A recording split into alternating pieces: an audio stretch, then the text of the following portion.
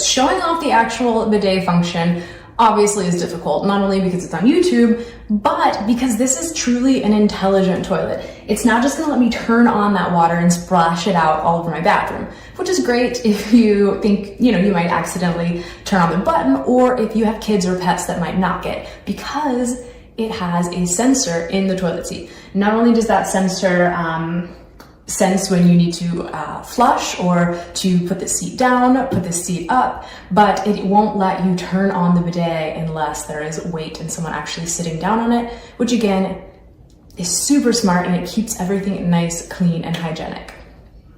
Before, as you sit down, you'll notice that it does a quick spray of water around the bowl. It doesn't actually flush, it just puts a little water out, which keeps your bowl nice and clean and keeps anything from sticking on it. So again, it's just super hygienic and very easy to keep clean.